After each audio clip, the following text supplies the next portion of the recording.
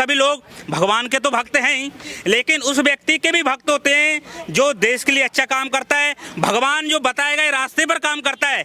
तो मोदी जी के हम भक्त हैं और वास्तव में आने वाले टाइम में हम कहीं ना कहीं मंदिर बनाने की भी सोच रहे हैं। बहुत जल्दी उनका एक मंदिर निर्माण भी हम करेंगे। अच्छा सर, आपने बहुत ऐसा क्या शरीर में परिवर्तन कर लिया केजरीवाल साहब। बीजेपी को कहते हैं कि उनके पास डिटर्जेंट मशीन है कि कोई आता है उसमें धुल जाता है और वो साफ हो मशीन है बीजेपी। वॉशिंग मशीन है। लेकिन पत्रकार महोदया, मैं आपसे पूछना चाहता हूँ, केजरीवाल जी के पास ऐसी कौन सी मशीन है कि ये जिस पार्टी को, जिस व्यक्ति को चोर कहते थे, जिनके खिलाफ इनके पास डाटा होता था, जिनके खिलाफ इनके पास सबूत होते थे, पेटियों में बंद होता था, आज वो उनसे गलबैया कर रहे हैं, ये उनको लव लेटर लिख रहे हैं। देखो यही है कि अब 15-20 साल कोई चांसेस नहीं है। सबसे पहले इन्होंने फ्री की रेवड़ी बांटने स्टार्ट कर दिया है। मैं कई सारे डीटीसी ड्राइवर से मिलता हूँ, उनसे कंडक्टर से मिलता हूँ, बोलते भैया हमारी 1-2 साल में नौकरी चली जाएगी। जब से उन्होंने माताओं बहनों के लिए, देखो हम कोई उनके विरोधी नहीं है भैया, दिल्ली में दुनिया का सबसे सस्ता ट्रांसफर सिस्टम है, सबसे सस्ता किराया है। आप 15 से 20 रुपये नहीं दे सकते क्या? फ्री की रेवड़ी बांटते जा रहे हैं, पूरे डीटीसी एकदम गड्ढे में चली गई है। आने वाले टाइम में डीटीसी बंद हो जाएगी, है ना। ये फ्री की रेवड़ी बांटना बंद करो। इसी के साथ साथ केंद्र सरकार और तमाम सरकारों से मेरा निवेदन है, भाई आप केजरीवाल जी की देखी आपने भी शुरू कर दी। फ्री की रेवड़ी नहीं चाहिए देश की सरकार को, मतलब जनता को, और सरकार को चाहिए कि भैया कम से कम रुपए तो लो आप। और रही बात, मैं एक ही बात बोलना चाहूँगा, 2 पंक्ति, कि आप 15 से 20 साल भूल जाओ, एक ही व्यक्ति है वो रिपीट होगा। इसके बाद योगी जी लाइन में खड़े हैं, इसके बाद किसी का नंबर है कि 2024 में फिर से मोदी आने वाला है, मोदी आने वाला है, हाँ मोदी आने वाला है। 2024 में फिर से मोदी आने वाला है। काम किया है काम करेंगे, काम किया है काम करेंगे, मोदी आने वाला है। देखो हम सभी लोग भगवान के तो भक्त हैं ही, लेकिन उस व्यक्ति के भी भक्त होते हैं जो देश के लिए अच्छा काम करता है, भगवान जो बताए गए रास्ते पर काम करता है।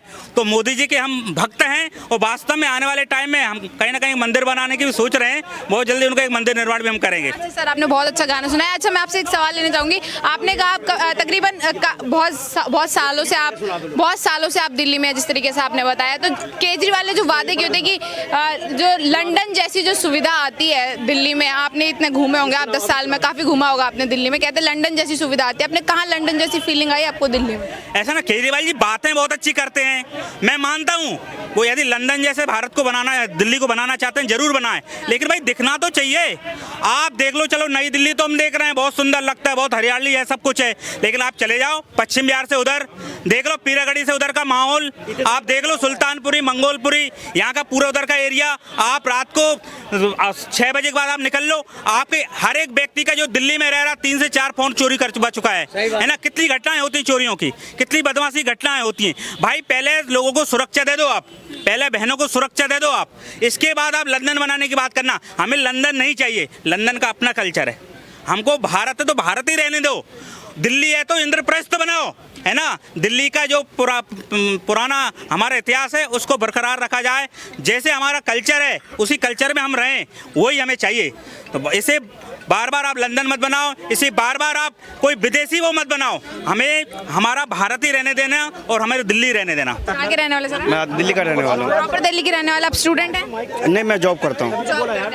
आपकी क्या राय है सर, जिस तरीके से कह रहे हैं कि केजरीवाल जी जो भविष्य के प्रधानमंत्री बनने वाले हैं, क्या लगता है दिल्ली के कामों को देख करके, आपने उनका विकास अगर देखा हो तो क्या लगता है देश चला पाएंगे वो? मैडम, मैं आपके सवाल का जवाब देने से पहले मैं 2012 में जाना चाहता हूँ। हाँ, 2012 को याद कीजिए, जंतर मंतर और रामलीला मैदान पे क्या होता था, तिरंगा झंडे की भरमार थी और भ्रष्टाचारियों के ऊपर प्रहार का आवाज बुलंद होता था।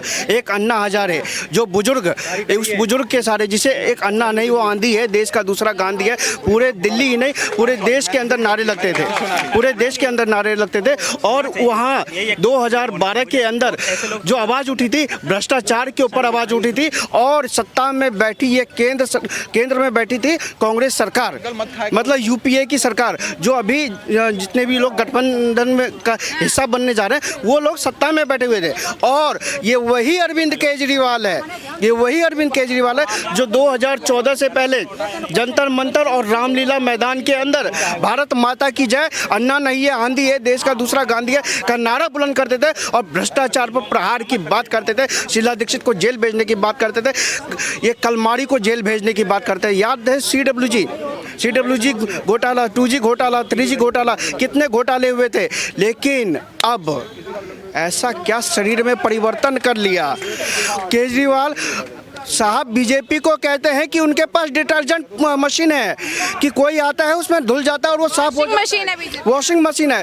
लेकिन पत्रकार महोदया मैं आपसे पूछना चाहता हूँ केजरीवाल जी के पास ऐसी कौन सी मशीन है कि ये जिस पार्टी को जिस व्यक्ति को चोर कहते थे, जिनके खिलाफ इनके पास डाटा होता था, जिनके खिलाफ इनके पास सबूत होते थे, पेटियों में बंद होता था, आज वो उनसे गलबैयाँ कर रहे हैं, ये उनको लव लेटर लिख रहे हैं। आज लालू यादव क्या कहता था ये लालू यादव के बारे में, और लालू यादव कन्विक्टेड कब हुआ था जब यूपीए की सरकार थी।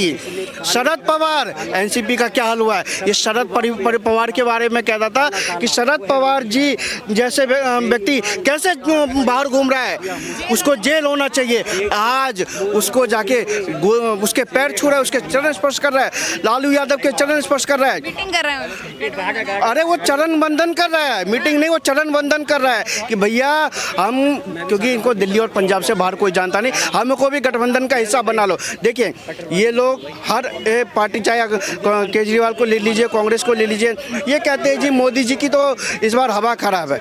अरे जब मोदी जी की हवा खराब है तो अकेले लड़ लो ना चुनाव, अकेले लड़ लो चुनाव।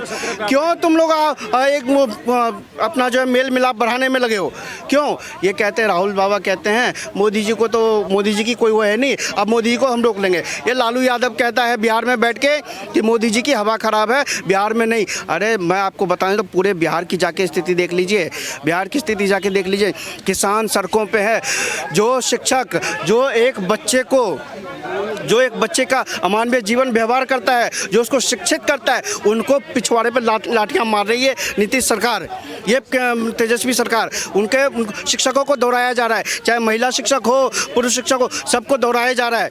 किसानों अब किसानों का क्या हाल है बिहार के पटना में जाके देखिए, उनको दोहराया जा रहा है। और ये राकेश टिकैत अभी चुप है क्योंकि वहाँ भाजपा की सरकार नहीं है, योगी बाबा है, वहाँ भाजपा की सरकार नहीं है। अगर भाजपा की सरकार होती तो लोकतंत्र खतरे में होता। बंगाल में चले जाइए, मैं बिहार से जस्ट, बिहार और बंगाल का बॉर्डर नज़दीक है, सबसे बड़ी बात और उनसे जाके देखिए बंगाल में क्या हो रहा है।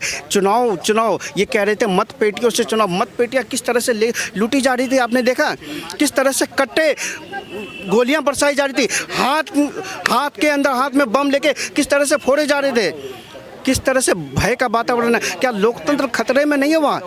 आप क्यों नहीं पूछते उनसे सवाल, क्यों नहीं करते उनसे सवाल? कहाँ गया लोकतंत्र? अगर कोई भाजपा जंगल राज तो बिहार में ही चल रहा है, फिर वो क्यों दावा कर रहे हैं कि उत्तर प्रदेश में जंगल राज चल रहा है, किसी और राज्य में जहाँ बीजेपी सरकार वहाँ जंगल राज चल रहा है, जब अपना स्टेट ही ठीक तरीके से नहीं चला पा रहे? उत्तर प्रदेश में 2017 से पहले हुआ करता था भैया बरेली जिला मेरा, भैया इलाहाबाद मेरा, कानपुर मेरा, इटावा मेरा, तू यहाँ नहीं आएगा, हफ्ता मैं यहाँ लूंगा। और दादागिरी होती, कोई एसपी डीएसपी फलाना SHO जो भी हो सब उसके अंडर। अब वो खत्म, और अब है राज किसका? जनता का राज। और यूपी की बेटियां खुलेआम सड़कों पर निकलती है, स्कूल जाने के लिए यूपी की बहनें बेटियां खुलेआम निकलती है, और चाहे किसी भी धर्म जाति विशेष की हो, सब लोग बाबा को हाथ जोड़ कर विनती कर रहे हैं कि आप प्रदेश संभालो। और अखिलेश की चिंता यही है, अखिलेश की तो सबसे बड़ी चिंता है कि भैया उनको मोदी से तो बाद में लड़ेंगे। पत्रकार महोदया जी, सबसे बड़ी गले की हाथ योगी अखिलेश के लिए योगी बाबा है।